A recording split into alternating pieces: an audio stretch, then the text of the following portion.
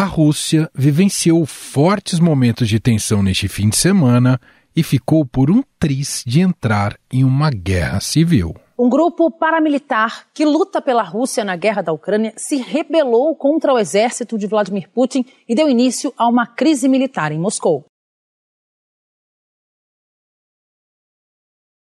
Esses paramilitares privados serviam aos interesses da Rússia na guerra da Ucrânia, tanto que uma das grandes conquistas, a tomada da cidade de Bakhmut, foi realizada pelo grupo Wagner. E essa não é a primeira atuação do grupo a mando da Rússia. O Wagner surgiu em 2014 durante a guerra no leste da Ucrânia e teve um papel de protagonista na anexação da Crimeia pela Rússia. Também tem operado sempre a favor dos interesses russos em países como Síria, Líbia e a República Centro-Africana. E é nessas operações que tem sido acusado de execuções extrajudiciais, tortura e outras violações de direitos humanos.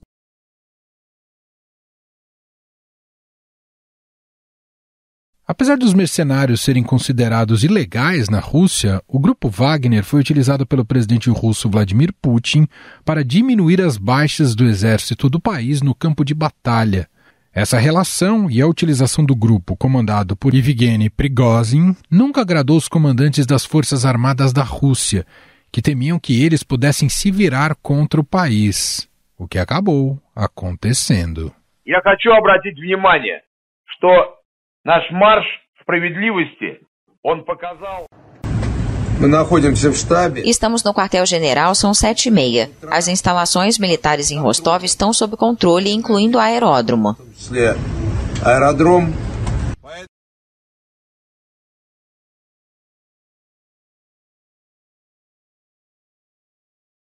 Além disso, Prigozhin sempre acusou o Ministério da Defesa do país de querer controlar o grupo através de acordos com o exército russo. Como retaliação, os paramilitares tomaram, em questão de horas, 2 cidades russas e ficaram a apenas 200 quilômetros de Moscou. Foi quando o comandante das Forças Aeroespaciais da Rússia, Sergei Surovikin, pediu ao chefe do grupo mercenário parar o esforço para depor o comando militar russo.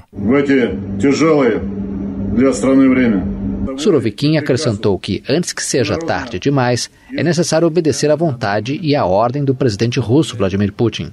O líder do grupo paramilitar Wagner prometeu ir até o fim para depor o comando militar russo e afirmou que suas tropas irão destruir tudo que estiver no seu caminho.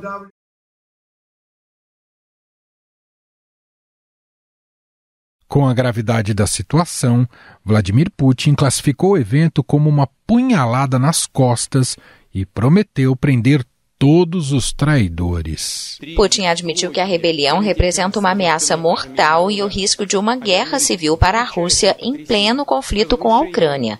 Todos aqueles que deliberadamente embarcaram no caminho da traição, que prepararam uma rebelião armada, embarcaram no caminho da chantagem e métodos terroristas, sofrerão punição inevitável, responderão perante a lei e perante nosso povo.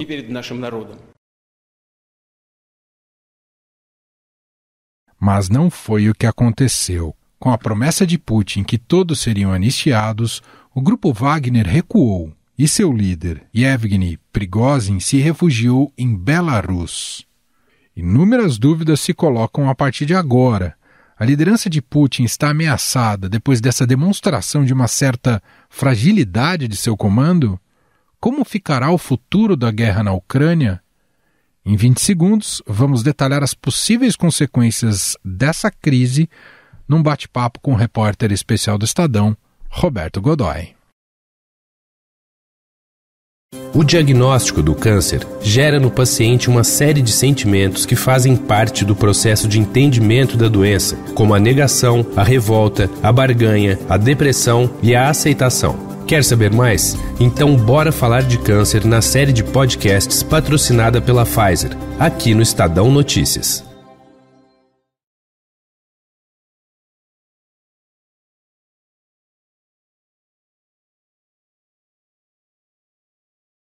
O silêncio das lideranças militares russas pode significar uma insatisfação com a decisão de Putin de anistiar o grupo Wagner.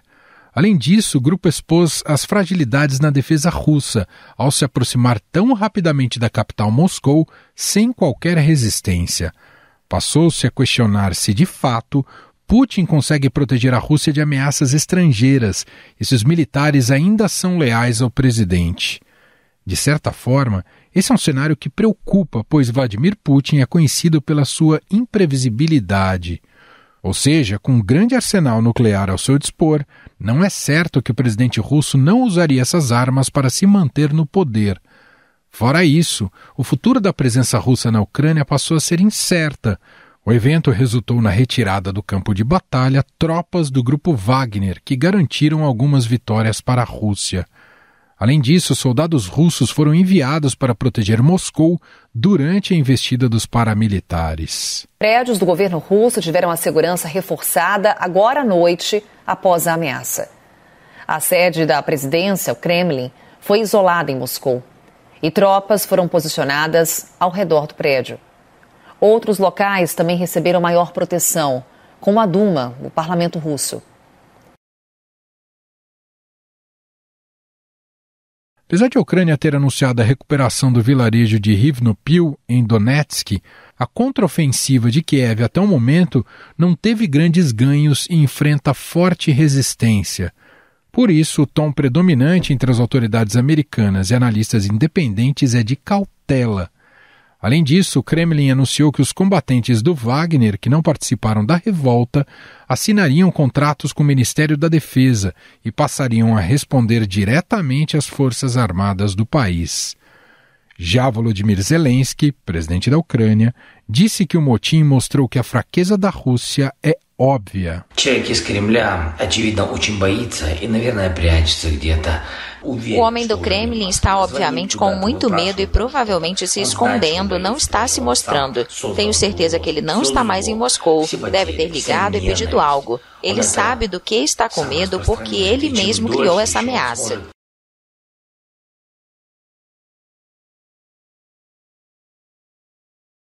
Para nos ajudar a entender o cenário pós-motim do grupo Wagner e o que isso pode trazer de consequências para o futuro de Putin e da guerra na Ucrânia, vamos conversar agora com o repórter especial do Estadão, especialista em defesa, Roberto Godoy.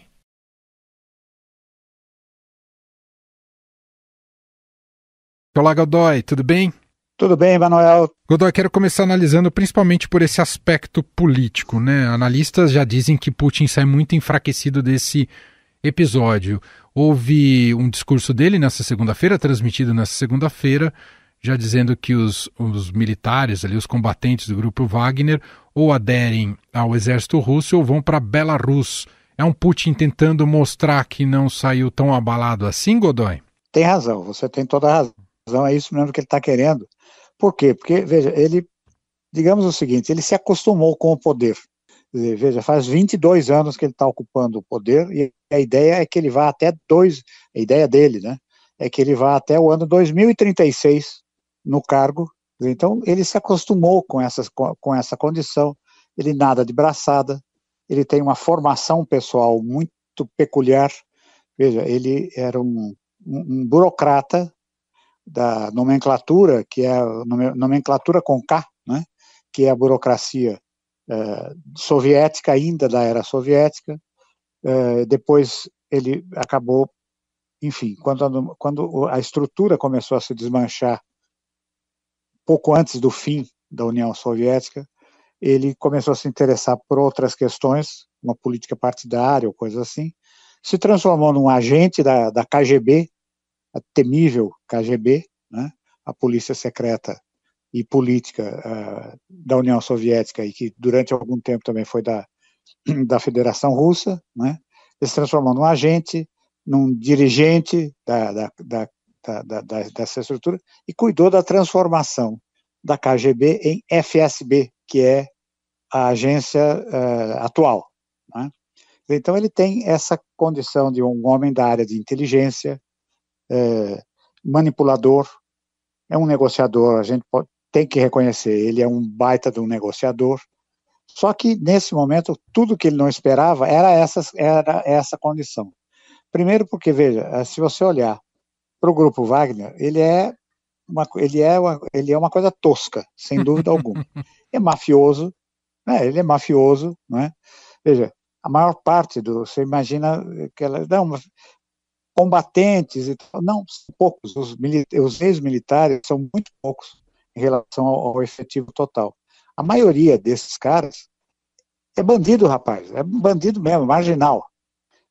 Ou seja, foram recrutados em presídios, e existem até alguns documentários a respeito do recrutamento, né, em que você tem lá o Prigozhin, que é o Yevgeny Prigozhin, que é o líder, reunido com presidiários no pátio dos presídios, ele oferece a contratação para o efetivo militar, treinamento durante 6 meses, depois de 6 meses, mais 6 meses do que ele chama de aplicação, e depois disso, se o sujeito, enfim, se ele for realmente aprovado, ele, no terceiro período, no terceiro semestre, ele poderá ter um indulto da pena e voltar para casa, num dado momento. Ou seja, dificilmente o sujeito vai querer isso, porque ele paga muito bem. Veja, os ex-militares, os quadros de ex-militares efetivos, ganham 50 mil reais, o equivalente a 50 mil reais por mês. O praça, o soldado raso, enfim, 10 mil. Se você converter o real, que é significativamente mais valorizado do que o rublo, você vai ver que o cara está ali na classe média alta com uma grana muito boa. Nesse momento, quando o Prigozhin disse que não pretendia tirar o Vladimir Putin do poder, é verdade, ele não pretendia e não poderia. Em nenhum momento a força, os rebeldes rumando em direção a Moscou, tiveram alguma chance. Primeiro, como é que você toma uma cidade de 12 milhões de habitantes? Imagine como tomar São Paulo, como é que você invade São Paulo? Né? A guarnição de Moscou é a elite da tropa russa. Outra coisa, eles também não tinham equipamento, nem o equipamento adequado. Quer dizer, o que é que eles tinham? O que é que o grupo Wagner tinha quando rumava em direção a Moscou? Caminhões para transportar gente, veículos de infantaria blindada, quer dizer, são veículos que têm espaço interno para transportar tropa, grupos de até 12, em alguns casos 18 combatentes, um veículo blindado, né? E alguns tanques. Não tinham artilharia pesada, tinham artilharia leve, não tinham mísseis. E como é que a gente sabe disso? Porque um documentarista da Letônia, o Oleg Viri, fez o caminho inverso. Ele pegou um caminhão que estava transportando alfafa, né, e fez o trajeto interno como se fosse ali disfarçado de agricultor. E em cima desse caminhão ele colocou câmeras. Né? E essas câmeras e a observação dele indicaram claramente, primeiro, o comboio não era tão grande assim. Segundo, o equipamento que estava sendo transportado, isso a gente vê, acabei de ver agora na televisão, o equipamento está meio estropiado, está faltando pedaços, a blindagem está meio detonada, uma coisa assim, ou seja, o equipamento russo foi cedido para o grupo Wagner, que entrou em combate mais de uma vez.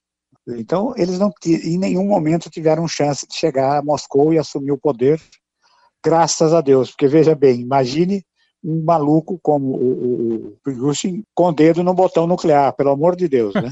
Isso indica também, Godoy, o fato de o acordo ter sido selado tão rapidamente, ele ter ido lá para Belarus.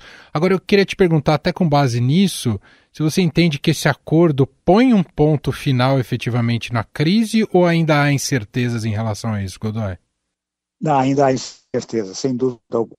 Porque pela primeira vez, primeiro você tem o fato de que a conspiração gerada pelos Estados Unidos contra a guerra não é exatamente contra a Rússia, mas é contra a guerra, né?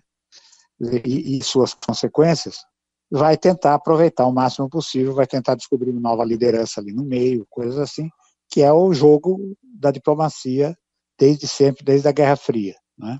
Outra coisa, já começa a ser bem delineado o gigantesco pacote de contratos que começam a ser firmados em alguns lugares para a reconstrução da Ucrânia.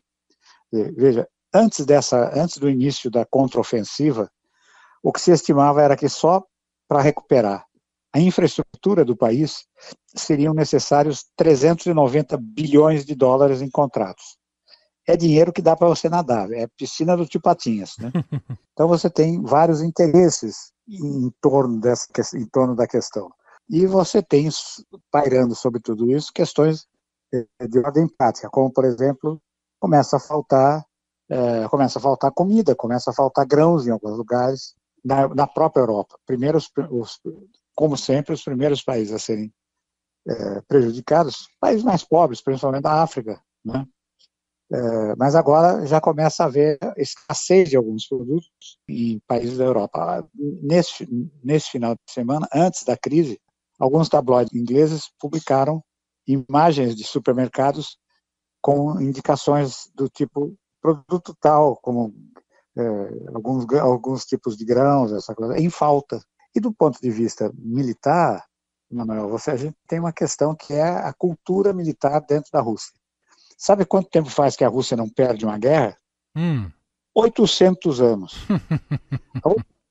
A última vez que ela perdeu uma guerra foi em 1223, quando ela foi invadida pelos mongóis, e o país, a sede do país, veja só que coisa, era Kiev, onde hoje é a Ucrânia, né?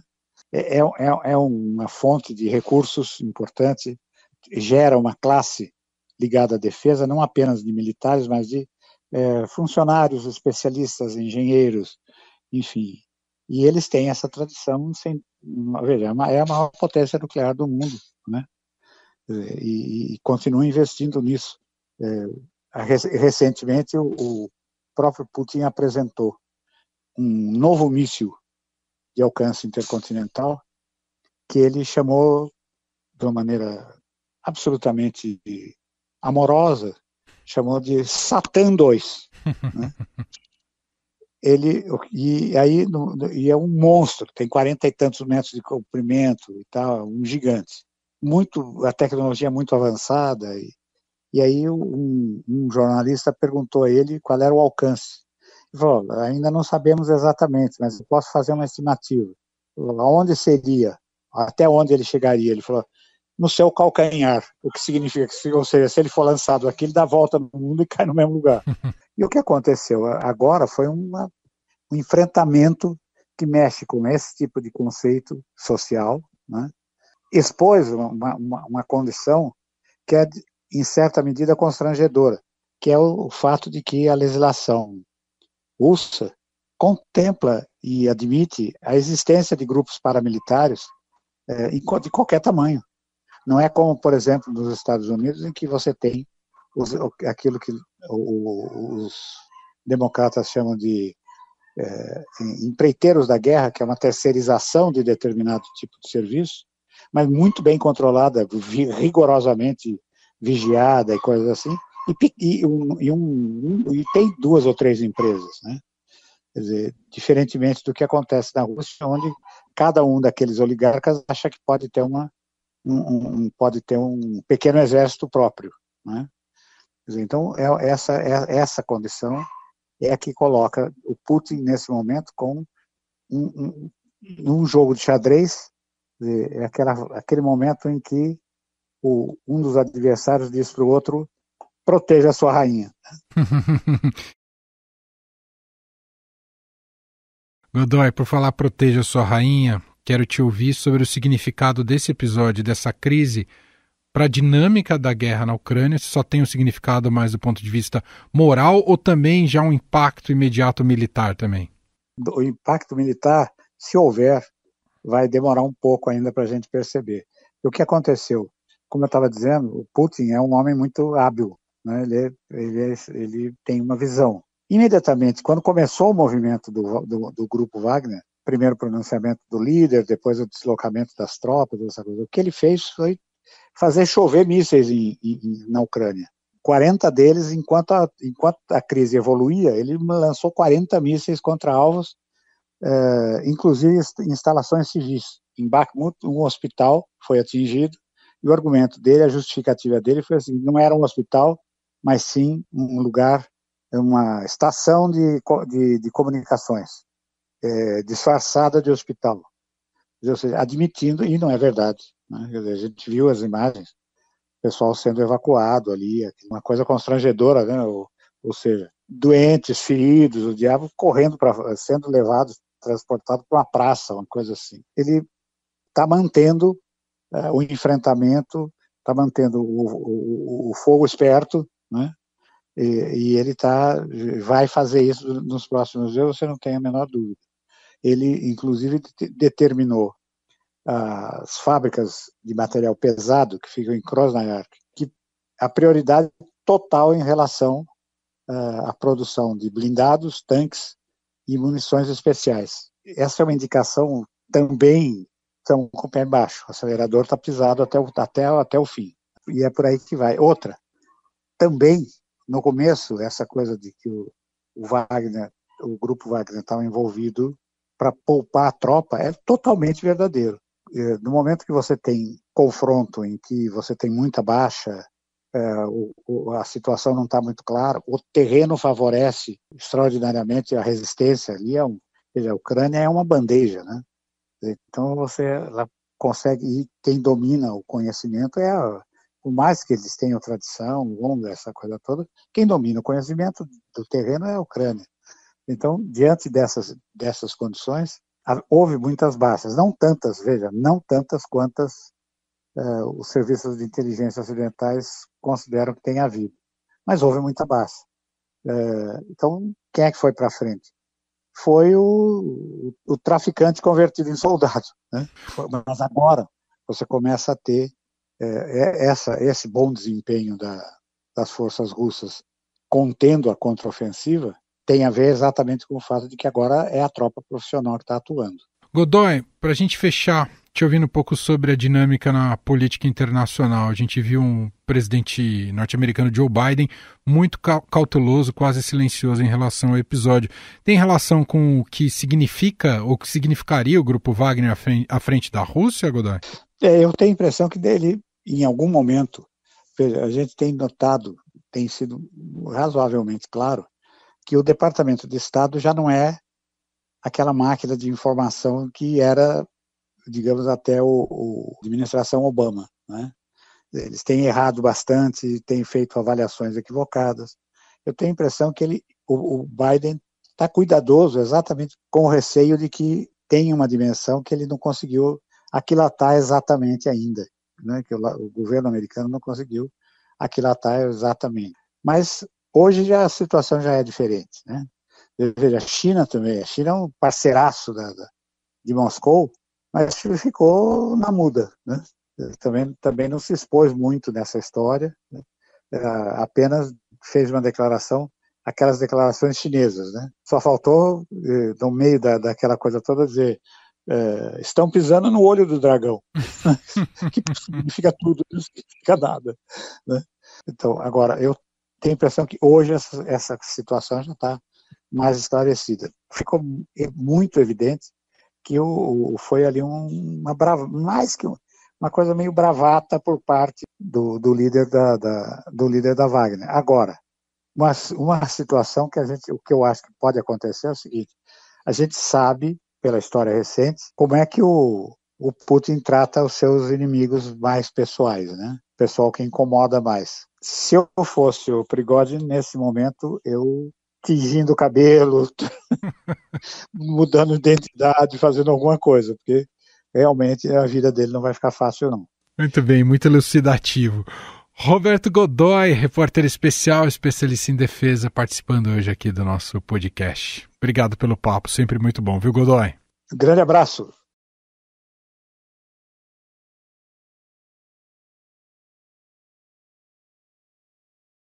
Estadão Notícias. E este foi o Estadão Notícias de hoje, terça-feira, 27 de junho de 2023. A apresentação foi minha, Emanuel Bonfim. Na produção, edição e roteiro, Gustavo Lopes, Jefferson Perleberg, Gabriela Forte e Rafaela Ferreira. A montagem é de Moacir Biasi. Escreva pra gente no e-mail podcast@estadão.com. Um abraço para você e até mais.